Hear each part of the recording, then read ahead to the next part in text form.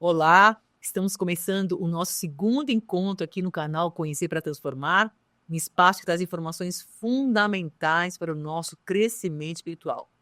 Temos aqui as palavras de Sócrates que ensinava: só é útil o conhecimento que nos torna melhores. E essa é a nossa proposta: estimular a todos para encontrar um propósito superior para a sua própria vida. Bom, vamos começar o segundo episódio do livro Confissões de um Padre Morto, de Oswaldo Polidoro. Esse livro nos faz pensar seriamente sobre o que andam ensinando as religiões no mundo e o que nós andamos comprando como religião também. E as respostas encontramos nesse livro, na história da vida espiritual do Padre Adão. No primeiro episódio, a gente viu que ele deixou o mundo empanturrado de ideias exclusivistas, de pretensos favoritismos, por ter sido padre. Sofreu grande decepção a ir parar num céu espiritual muito sombrio. Aprendeu as duras penas que os cerimoniais e credos podem ser reverenciados na terra, menos libertadores de consciência no mundo espiritual. Portanto, o livro ressalta que o que importa, de fato, é o conhecimento das leis divinas que independem das religiões. São cósmicas e universais. E o modo como nós aplicamos essas leis no nosso dia a dia. E conhecer mais sobre as leis espirituais pode ajudar a gente a ter mais respostas para superar aquilo que tanto nos aflige na vida. Então, vamos lá. Tem muita coisa bacana para a gente aprender.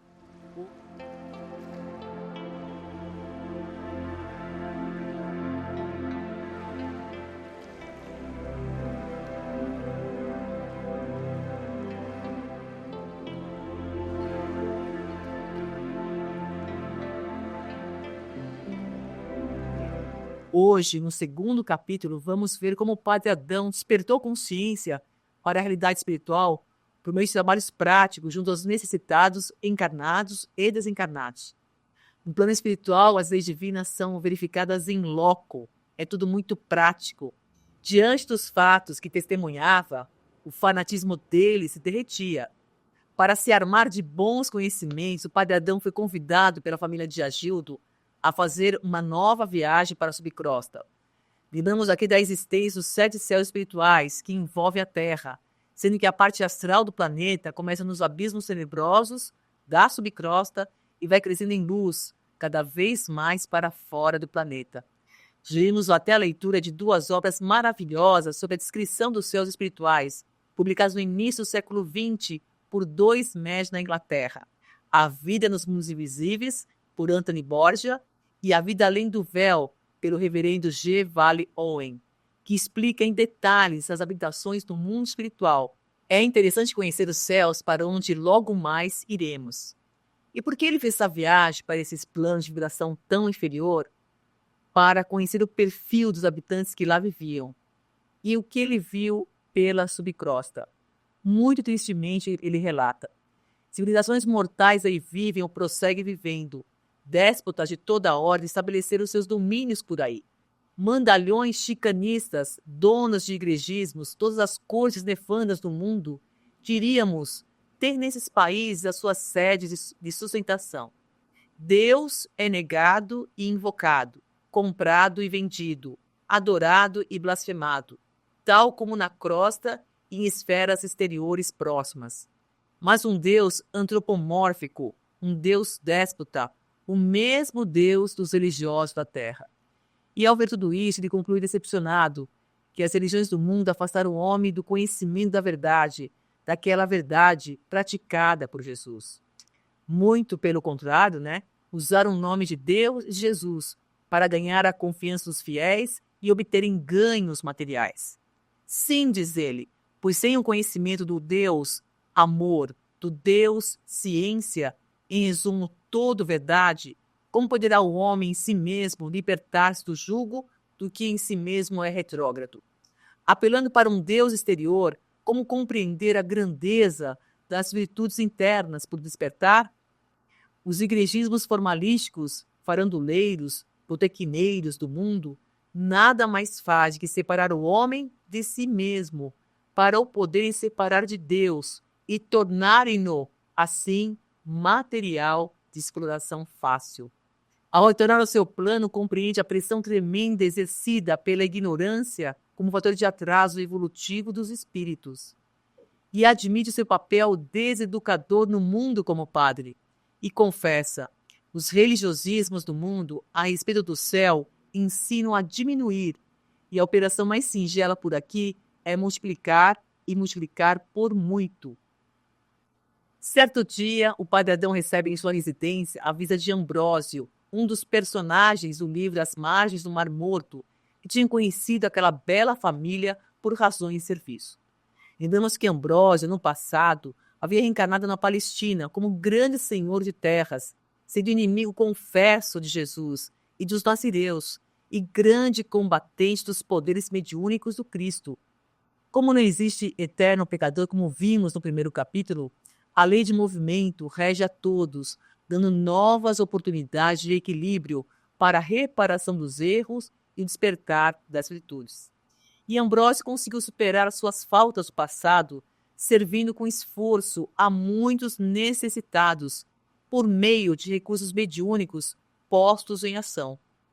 Fazemos aqui um parênteses para destacar o papel da revelação como lei divina, que rege a comunicabilidade entre os dois planos da vida. Por meio desse canal, recebemos o consolo dos parentes que já faleceram. Somos advertidos de alguma ação que poderá nos desequilibrar.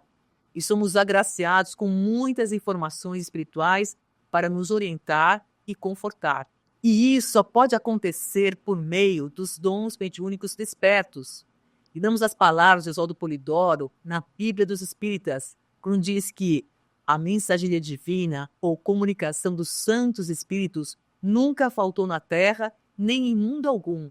Mas os mundos inferiores, como por exemplo a Terra, os clericalismos tudo fazem para blasfemar contra a revelação, com o fim de sustentar o seu comercialismo idólatra.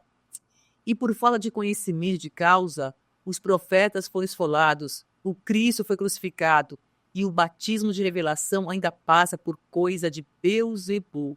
E aí nós vemos que a ignorância espiritual que reina na Terra, conforme mencionamos acima, é resultado da perseguição e eliminação dos médiuns durante muitos séculos pelos clérigos romano e judeu.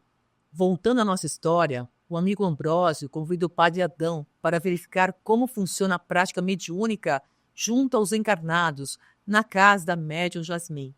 O amigo exalta a prática do mediunismo para a realização de importantes serviços cooperadores ao dizer a Ambrósio: levantemos no mundo o estandarte do cristianismo do Cristo, daquele vivido pelo Divino Mestre nas ruas, nas praças, nos desertos e nos casebres, à custa do culto mediúnico mais ostensivo. De tal modo convidaremos os homens do plano da carne a considerar sobre esses países, que eles mesmos hão de tecer raciocínios melhores sobre a justiça divina que age no indivíduo de dentro para fora. Ao ouvir tudo isso, o padre Adão questiona como seria possível repor todas as verdades no lugar depois de tanta corrupção religiosa praticada em nome de Deus e de Jesus. Egas, o pai da família que assistia a conversa, respondeu: pela disseminação das leis mediúnicas, pela franca abertura entre o céu e a terra. E ele convida Adão a refletir. Não reparou ainda, Adão, que o batismo de espírito, como tantas vezes deve ter lido, foi em comunicação entre vivos e mortos, tendo os apóstolos falado a gente todos os idiomas? Assim como o Divino Mestre passou pela vida em perene contato com o mundo dos espíritos, expelindo maus, confabulando com os bons, curando mediunicamente, assim também terá que fazer o seu discípulo. Então, nós podemos nos perguntar, afinal, todos são médiuns? Na obra O que fizeste do batismo do Espírito Santo, Polidoro explica muito bem o que é o Espírito Santo, termo que confunde até hoje o entendimento dos crentes e dos fiéis. De acordo com Polidoro, o que chamamos mediunidade ou Espírito Santo agora não é apenas o que o homem conhece, mas sim também aquela virtude que une tudo quanto existe, em qualquer plano da chamada criação, tendo, como é de ver, em cada qual a sua maneira de se manifestar. Cumpre notar que tudo é médium, e que o homem ainda está longe de saber os porquês de tudo isso, explica Polidoro. Temos aí a resposta, então, de que todos nós somos médiums, alguns mais e outros menos desabrochados, desenvolvidos. Tomamos, então, ao ponto que o Padre Adão iria participar de 2 sessões espíritas em casas distintas na Terra, conforme o convite feito. A primeira delas dedicava aos serviços de orientação de seres altamente endurecidos. E lá, essa comitiva de amigos encontrou espíritos desencarnados muito embrutecidos, amarrados, enjaulados, deformados, levados para serem esclarecidos e amparados pelos guias e médiuns presentes. Ao ver aquela situação estarrecedora, o Padre Adão questiona sobre a quem imputar a culpa sobre tamanho sofrimento. Poderia culpar ao princípio de justiça superior? Pergunta ele a Egas. E Egas responde com veemência, não. E explica o porquê do não. A expiação não é imposta por Deus, mas sim pelo próprio ser, em virtude de suas obras. O livre-arbítrio de hoje, mal usado, sem dúvida que virá ser no amanhã o triste determinismo ou cruel destino. Devemos acabar com essa coisa de julgar a Deus como um vingador. De fato, pelo que virá poder estudar, compreenderá que a dor, de ordem qualquer, espiritual, moral, mental, intelectual ou física, decorre sempre de obras más, de ações vis, e embora a maioria ainda não possa compreender isso, mas nós temos em nós tudo: juiz, jurado, réu, acusação, defesa, condenação, apelação, etc. Diz o instrutor. Majestosa soberania do Supremo Senhor, não deixa campos às argumentações do cinismo. E Egas completa. Esse aqui estamos, amigo Adão, para testemunhar aos do plano da carne e países inferiores do astral sobre Deus, o Cristo, a imortalidade da alma, a evolução, a reencarnação, a comunicação, a pluralidade dos mundos e planos habitados, e, acima de tudo, a interioridade da justiça divina, para consolidar na consciência humana a certeza de que temos em nós mesmos o céu e o inferno. Ao iniciar os trabalhos mediúnicos naquele recinto, naquela casa, o Padre Adão ficou surpreso. Cada consciência dos encarnados, pelo desejo de serem úteis aos irmãos sofredores, emitiam eflúvios luminosos e musicais. Eram fonte de luz divinizada pelo sentimento amoroso de querer servir. Eis o que podemos fazer com o pensamento, explicou Egas radiante. Por isso que é tão importante todos nós doarmos nossas boas energias e bons sentimentos, participando de orações em conjunto, orando pelos outros, no meio dos outros. Colocamos assim em prática o 4º mandamento da lei, que diz: terás um dia na semana para descanso e recolhimento. Quanto bem podemos produzir em conjunto, não? E na segunda sessão espírita que foram visitar na crosta, Ambrósio levou o Padre Adão e comitiva até a casa da irmã Jasmin, né, que a gente já falou dela antes aqui. Grande médium que parece um relastro livre às margens do Mar Morto. E o Padre Adão foi convidado a passar pela primeira vez pelo cadinho mediúnico, ou seja, iria incorporar por intermédio dessa médium. Ao se ver falando pela boca de Jasmin, não sabia o que dizer. Bom, começou a contar a sua história de forma verdadeira e sincera, para aquela plateia de centenas de desencarnados e alguns poucos encarnados. Ao terminar a sua história, o seu relato, um fato significativo aconteceu com ele. Um frêmito o invadiu. Perdi de mim mesmo a consciência. Deixei de ser por momentos. Acordei para a minha razão, para a sensação sublime do eu, completamente mudado em roupa. Um traje europeia me fora dado. A veste fingida de padre, para onde fora? Não sei. Por fora estava vestido de claro, bem claro. Por dentro, revestido de santos desejos. Queria atingir a um conhecimento que me facultasse ir aos planos de dor, de lá arrancar a muitos, assim como fosse de cima disposto. Sentia, pois, em minha alma anseios de amor puro, desejo sincero de ser útil. Que paz gozava em mim, que compreensão da vida. Muito lindo esse trecho, né? que fala dele ser útil ao próximo, né? Ele vai se recuperando, vai entendendo, vai aprendendo e cada vez mais consegue ser útil a quem necessita. E o padre passou a se sentir leve como uma pluma. Ele via e sentia mais e melhor. Interessante esse processo vivenciado pelo padre, porque ele não recebeu um favor de Deus, né? Quando teve esses trajes trocados. Explica o instrutor Egas. Tudo é questão de desdobrar poderes latentes. Você não foi bafejado por favor algum, senão que atingiu o tempo cíclico de expiação a que se propôs, em visão de atos menos dignos cometidos. Agora, como deve e pode entender, dado que venceu em si a purgação, tornou ao seu grau ótimo e hierárquico. O que tem em paz e glória é o que de direito lhe cabe. Então, só para abrir um parênteses, ele retorna ao céu que ele estava antes de passar por aquela expiação. É muito interessante, né? Compenece de que é um agente do Senhor e que deve fazer o possível por auto-despertar-se, para daí, armado de verdadeiro penhor de consciência, poder servir ao próximo. E ao retornar à sua região morada, né, depois dessa incorporação que ele teve, que ele tocou de roupagem, ele sentia-se num novo estado de ânimo. De fato, o padre Adão tinha mudado de padrão vibratório, subido para melhor. Ele recebeu a informação de Agildo, chefe da família, que ele tinha direito de ocupar a região superior. Mas ele decide ficar naquele plano para servir e demonstrar gratidão a todos que o ajudaram, continuando a morar com a família de Agildo. Certa vez foi convidado pelo provedor das provedorias da região, né, como se fosse o manda-chuva das várias cidades dali, para participar de uma reunião espiritual no santuário da cidade, onde todos os habitantes estudavam as preces e os princípios cristãos. Lembramos aqui que o céu de Adão tinha como diretriz libertar as mentes de todos os vícios idólatras e dogmáticos, como nós já tínhamos falado. E o padre Adão ficou bem interessado em exercitar o seu poder de discernimento nas análises feitas pelos revisores encarregados. Diz ele: procurava os mais ilustres, os mais racionais, livrar as composições das ideias, das coisas piegas e abstrusas, confusas, das expressões laborientas e dos estorvos concepcionais.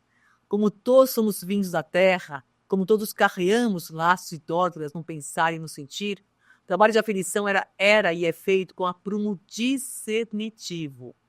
Um outro parênteses faço aqui para falar da importância da conquista do discernimento ao longo da nossa evolução.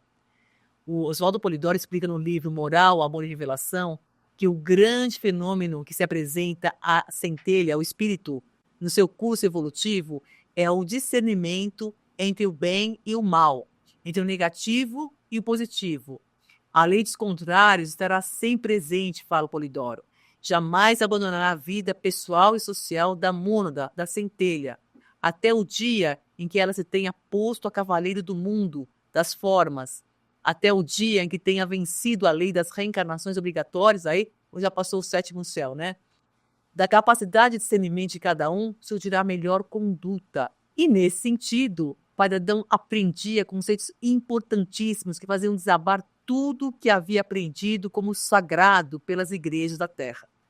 Nessa reunião de estudo, Adão raciocinava o seguinte: Deus não quer pieguismos, o Cristo a ninguém deseja ver de joelhos, a verdade, empregando o termo como síntese geral, a ninguém pretende ter em postura rastejante, porque Deus quer caridade e não sacrifício, dedicação e não oferendas idólatras, conhecimento e não peditórios lacrimosos, trabalho emancipador e não contemplações vadias e ocas em tudo. Oferecer gestos e palavras, saibam, não constitui religião nessa zona do astral. Então, ele ia aprendendo a desmistificar conceitos que ele tinha aprendido secularmente, na igreja tinha aprendido, e ele também na terra. Então, nesse mundo, nesse céu espiritual, eles aprendiam a ganhar esse discernimento desses conceitos religiosos, né? Adão se instruía cada vez mais para atuar nos trabalhos de socorro junto aos seus conterrâneos religiosos que viviam em lugares trevosos. E ao estudar bastante, conclui: para fazer religião se precisa viver em perene estado de compenetração das origens e em franco desenvolvimento de trabalhos fraternais. Terminamos aqui esse segundo capítulo com uma frase de Voltaire para reflexão. Eu acredito no Deus que criou os homens e não no Deus que os homens criaram. No nosso próximo episódio, eu vou contar 3 casos que ilustram a importância de fazer o bem para garantir um bom desencarne, inclusive a história de um positivista. Se você está gostando do que está rolando por aqui, dê um like, compartilhe o vídeo, faça sua inscrição aqui no canal e indique a um amigo. Se você quiser ganhar esse livro, é só mandar uma mensagem pelo WhatsApp. Mande seu nome, seu endereço e seu e-mail. Você vai receber em casa o livro Confissões de um Padre Morto. Não perca tempo, estude tudo o que puder e aproveite essa grande oportunidade para a sua transformação interior. Nos vemos no próximo vídeo. Até a próxima.